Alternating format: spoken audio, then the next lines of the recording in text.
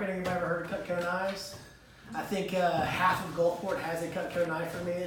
Every one of my mom's friends, anybody that worked around our car stores, basically anybody I could meet and anybody that they knew, at least got to hear my pitch when I was 18 years old about buying knives.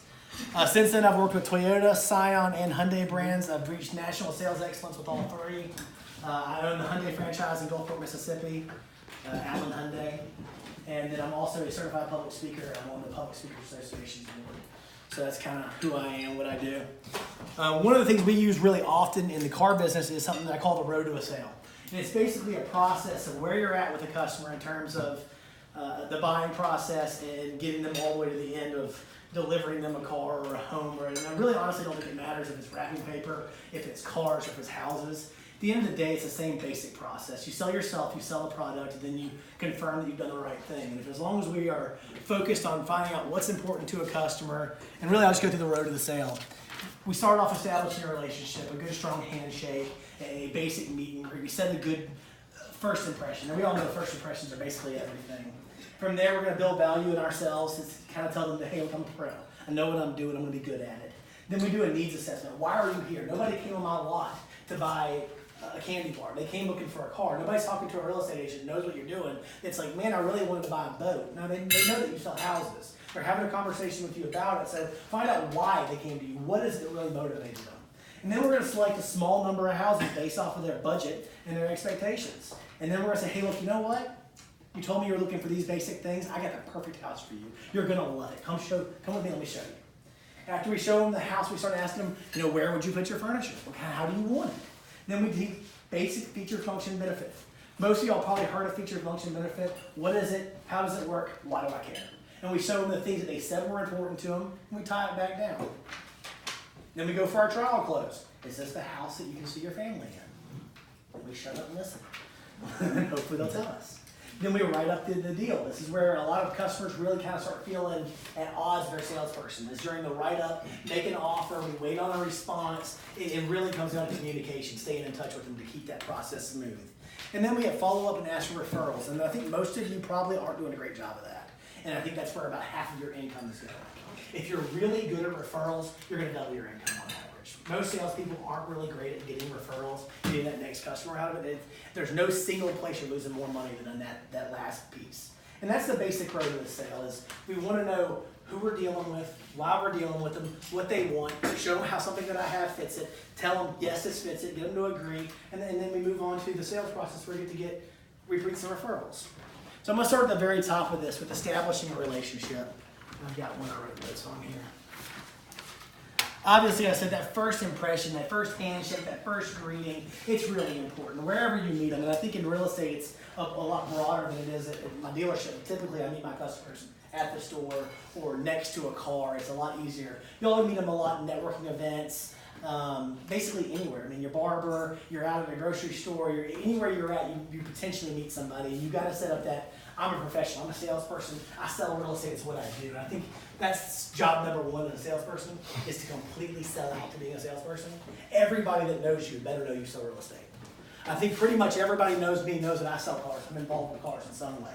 From the television commercials that we do, to the brand that I build on social media, to the interactions people have with me, to the wrapped car that I drive.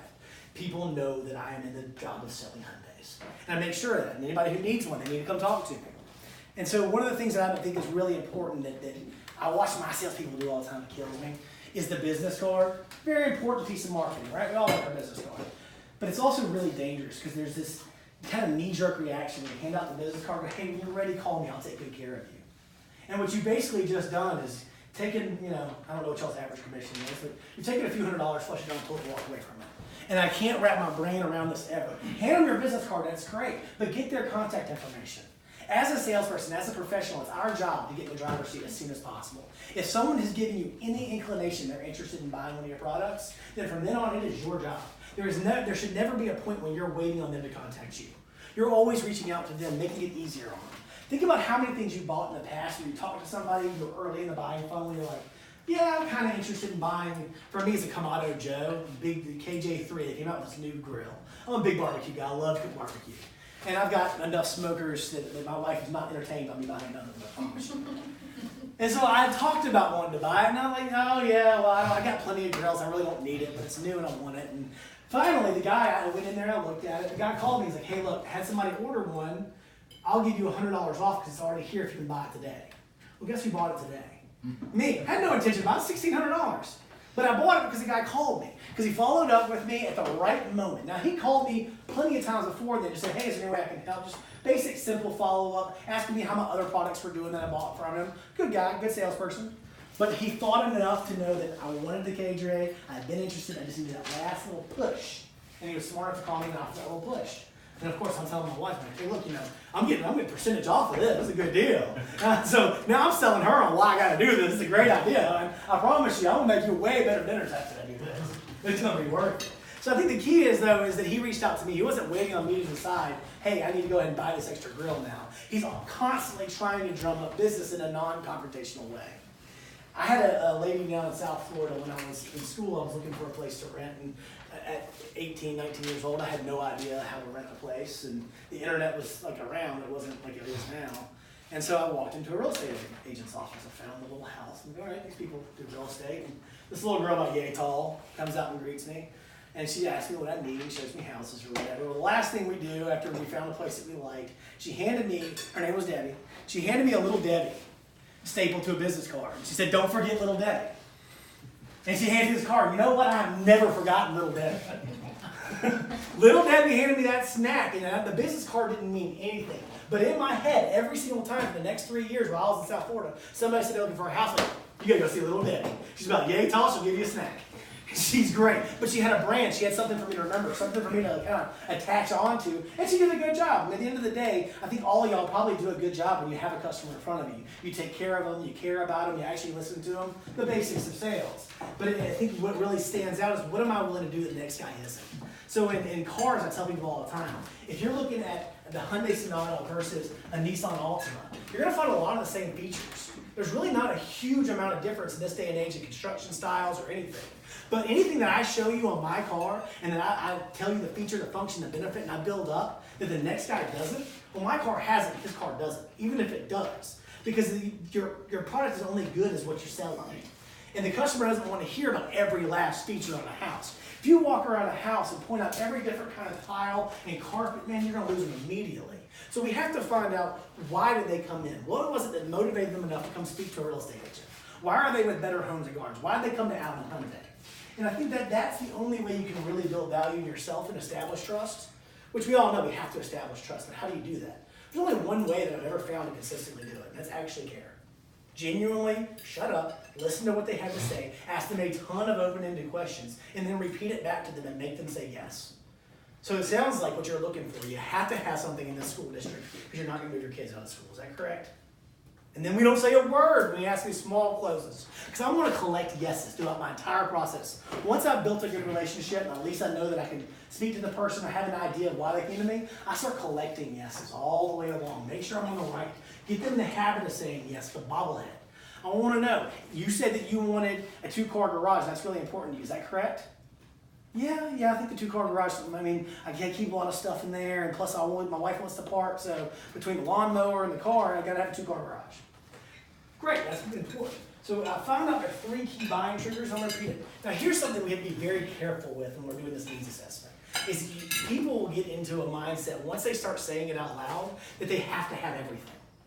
You know, someone might get in the mindset, okay, well, what do I have to have in a house? If you ask it that broadly, what do you have to have? Well, I have to have a separate shower and bathroom. I have to have en-suites in every bedroom. I have to have a porch with a built-in, like a screened-in porch. You know, I have to have open floor plan. All of a sudden, their have-to-haves are $400,000, and their budget is $150,000, and there's no way for us to give it to them. In the car business, people tell me, you didn't want to sell me a car.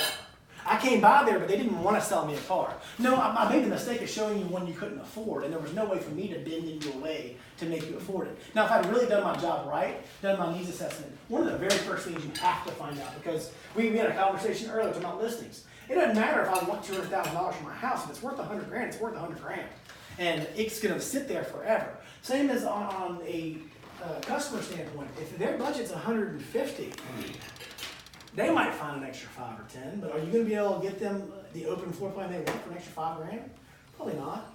Maybe, but probably not. So we want to be real careful when we manage expectations. I had a lady that came to shop with me named Sonia Kiefer.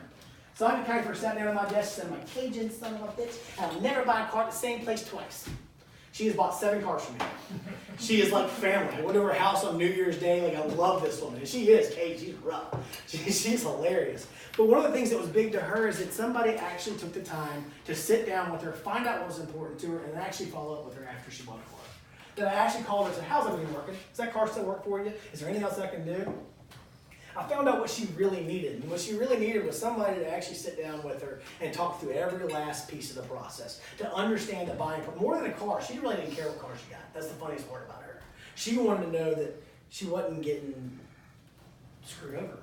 And whatever that means, whatever the deal would be, that there's no number I could have given her. I'm like, look, if you buy the car for the sticker price, it's not that bad of a deal. I know it sounds like it is, but you're going to get the rebates that are qualified. There's only about $800 markup anyway. At the end of the day, that's not what she was looking for. She was looking for service. She was looking for a salesperson. She was looking for somebody to actually care and find out about her needs and how she was going to use it, and for someone to actually be there long term. And I think that that's for y'all. Y'all have a chance to decide exclusivity, right? If someone's shopping for a house. Is that right? Okay. So if you get exclusivity, is that a year-long contract? How does that work? No. I mean, not you. You really can't bind them down to just you.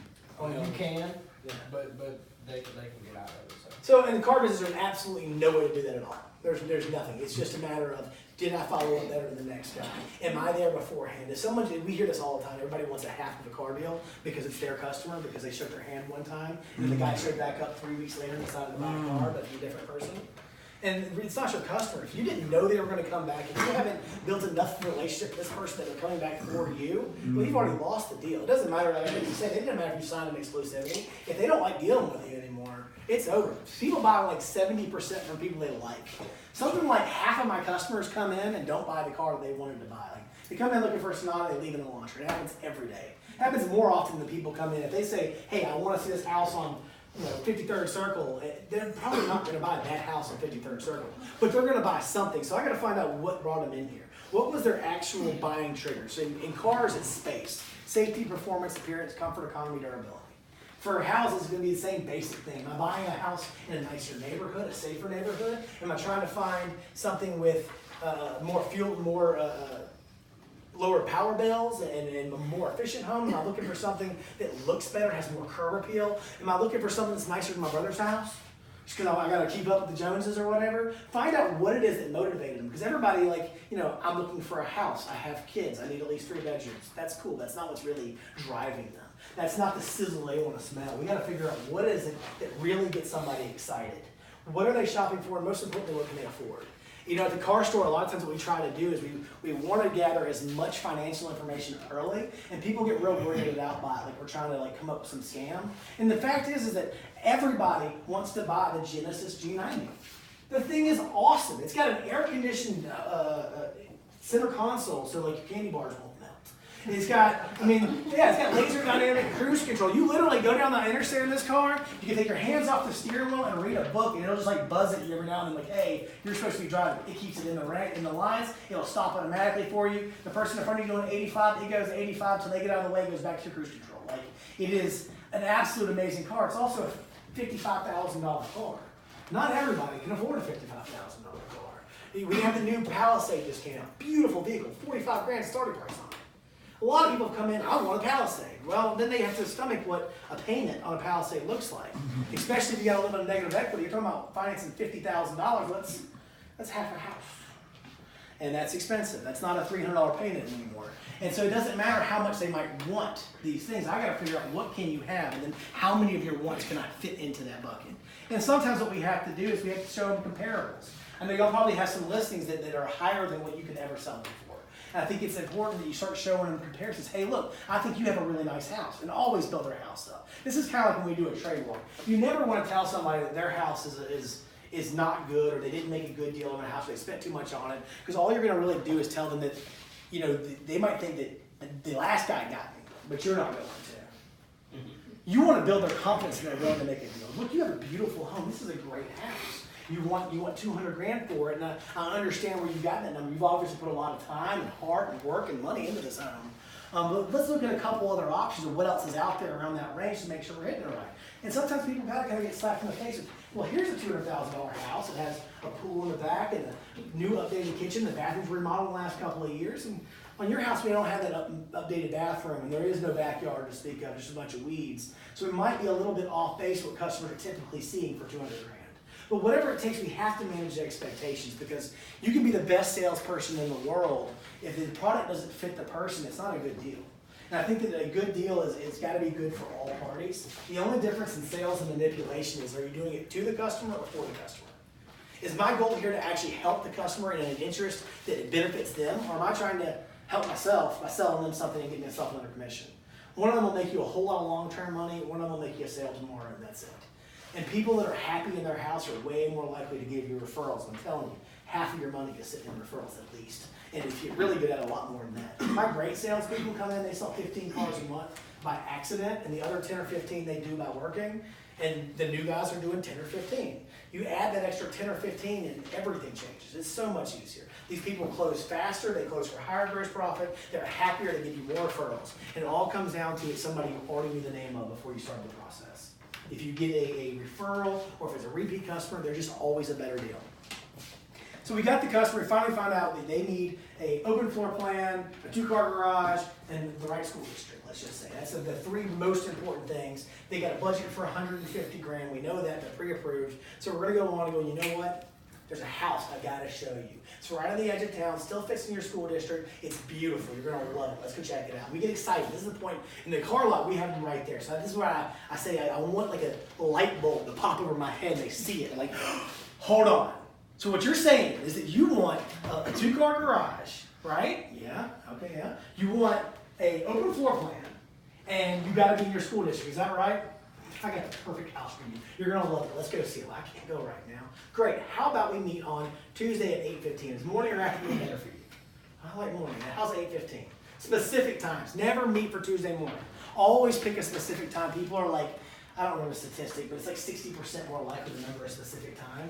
And when you follow up, I think this is one of the biggest mistakes. I listen to a lot of phone calls in the dealership. Listen to a lot of people make phone calls. When they follow up on an appointment, you don't want to sound like a doctor's office or a dentist or a lawyer. You want to be like, the worst thing to do is, hi, are you still going to come in tomorrow morning at 8:15? No, actually, now that you give me this out, I really didn't want to do this. And life has come up, now it's tomorrow. It sounded good when it was last week, I'll do it next week, but now it's tomorrow. I like to call it, I say, hey, this is Scott Allen with Better Homes and Gardens. I just want to tell you I'm really looking forward to our appointment tomorrow at 8:15. I've done some work to find the right listings for you. I've got a couple of houses to show you. Won't take us long. I can't wait to see you tomorrow at 8:15. Okay, great. Yeah, all right. Because you've already put work into it. You are a professional and you deserve respect of your time. At the end of the day, how much time do you think you lose to appointments that don't show up? How much time do you set aside and you think, all right, this is what I'm doing today, and that doesn't come together for whatever reason? And you start just thinking, all right, buyers are liars. We say that a lot because you hear a lot, yeah, they'll tell you anything in the world. But part of that's on us too. We have to hold it accountable, and we have to let them know that this isn't just, hey, well, maybe I can sell you a house, I can show you a house. I've done work on this. But you have to do it. This is the key to any of this, is it has to be real. You have to have actually done your homework and know which houses are out there and have a plan on which ones you're going to see in which order and why. You have to have actually done that. If you do it, people will respect your time more because you're showing that I put in an investment, that it's a point, that it's important, and that I set this time specifically aside for them. And I think that we get considerably, at least double the amount of return. And if you can get one of your fellow associates to make a follow-up call, hey, just wanted to call and confirm that you still have your appointment with, I don't know y'all's names right now, so sorry. But if you can do that, that helps a lot too. We'll have other salespeople just say, hey, look, I'm a manager over at Allen Hyundai. Just want to call and confirm you're going to be here tomorrow. We've got the car cleaned up, make sure it had gas in it. We checked it, and I got a couple other things to show you. Won't take us very long at all. When's a good time for you to chat? I like to say that too. When can you come over and chat? Won't take us very long. I know it'll take 3 or 4 hours. If they enjoy it. What am I going to tell them? Hey, come spend 3 or 4 hours when you're looking at a house. No, that's terrible. And they don't want to do it. But as soon as they get invested into it and they actually know that you're listening and that you're showing them things that apply to them and you're able to tell them why you thought it was important, people all of a sudden have a lot of time. If you're kind of like Well, there's this other house, and I know one of the people in my office had a listing on. Let's just go look at it. And you pull up, and you're like exploring the house with them for the first time. You know nothing about it or why it matters to them. Man, they're gonna have a doctor's appointment or a kid's recital they forgot about all of a sudden. You're gonna love those people who had no idea that they were supposed to be at a doctor and they showed up to look at a car 30 minutes before. But that same person all of a sudden gets excited about a car. Like, no, I got plenty of time. It's good. It's the same thing with a house. You've got to give them the value in being there. Why does it matter? Why is their time important? And it's important to you. I'm a professional. This is what I do for a living. I sell houses. I know all the laws in this area. I know the different real estate, the neighborhoods and stuff like that. And I know what listings are available. I now know what you want and need and what's important to you. And I'm going to help show you the houses that matter the most. Is that fair enough? Yeah. Nobody can say no. All right, and I can actually repeat to them what their buying triggers are in their own words. Everybody's gonna go in that program. And now I can get them to the house, and I've actually looked at the house online enough to know what features I want to point out, which ones actually apply to them based off of their own information. I'm gonna use their exact words. Remember you said this, that you loved wood flooring? Isn't this wood flooring beautiful? And here's the key, is on all these small, anytime you ask a question, be quiet. Let them answer, because one of two beautiful things will happen. Either one, they'll agree. That's great. Now we know that they agree that this is a beautiful floor. I can keep using that later on. Two, they will tell you the sweetest thing that a sale can ever tell you. Here's how to sell me. I don't like this floor. It has the light color, and I really like dark wood floors. Great, now I know that. So my next house, I want to try to find one with dark wood floors instead. I'm going to try to make sure that I'm addressing these issues. But if I don't know what they are, the objection is like the most beautiful thing in a sale. This is how to sell me a house. This is exactly what you're missing. Perfect. Is there anything else? No, I think that really, I like the house. It fits me all right. These floors just immediately turn me off. Now you got two options. Either find out a quote on fixing the floors and making them dark. We might want to restain them, or find a different house. But at least now you know which direction to go. You find a function that is important. So like the feature function benefit. Have y'all all done a feature function benefit presentation? Heard that? Basically, it's real simple. It sounds complex. It's not. What is it? So let's say a house is a tankless water heater. A tankless water heater heats up the water as you need it, rather than keeping your tank hot at all times. It saves you money on fuel, and in addition to that, it also makes it to where you always have hot water. So if you've got two daughters in the house, as I do, and they're showering, and then I want to get in the shower, I still get to get a nice hot shower after it's done. That's cool, isn't it? Yes. That's all I really want to do is confirm. If I see a feature I know is important to them, and through your open-ended questions, you're going to find out what's important to them. If they've got kids, or if they have a lot of dinner parties, or whatever it is their main triggers. As long as you've taken enough time to find that out, this is when you start selling it back to them. Remember when you told me that you had a lot of dinner parties? Look at the size of this dining room. Isn't that beautiful? Yeah, it really is. I bet you could fit a table for 10 people in here, don't you think? And I keep getting yeses, yeses, yeses, yeses. Or I get no's, which is great too. Because then I know, all right, don't want to address that again. That's not the direction to go. I know better how to line it up. I think a lot of people, when they're dealing with objections, imagine we're walking through a forest, or we're on a hike, and I'm walking through a trail, and I come across a branch in my way. And I think the rookie salesperson a lot of times sees the branch and goes, oh my God, this thing's in the way. Goes back to the truck, pulls out a saw and a wood chipper, comes back, cuts it down, chips it all up, brushes it aside, and then moves on. Where the veteran salesperson is smart enough to duck and just keep on walking. See if it pops back up. You don't have to cut down and chip out every objection you come to. Find out if they're really important. Ask them again. Try to move on and just keep moving and see if it pops back up. But you don't have to be so scared of objections. You don't have to be scared of no's. You go, okay, great. Well, we'll see. What would you like to see? What is important to you? What am I missing? If you get through this process, and the actual closing process is going to be so much easier. Especially if we manage expectations properly, and we're showing them houses they can't afford to hit enough of the major buying triggers. So we've been collecting yeses this whole time, right? We got them to say yes. On a car deal, I like 50 yeses. I want to try to get 50 minor closes in.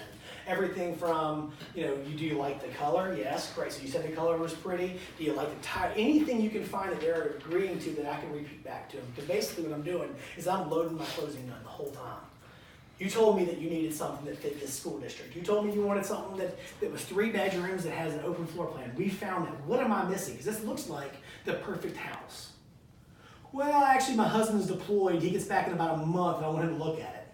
That's a pretty important piece of information. I need to know that. But at the bare minimum, now I know what's keeping me from doing the deal. I can sometimes find a way to overcome it or to move around it.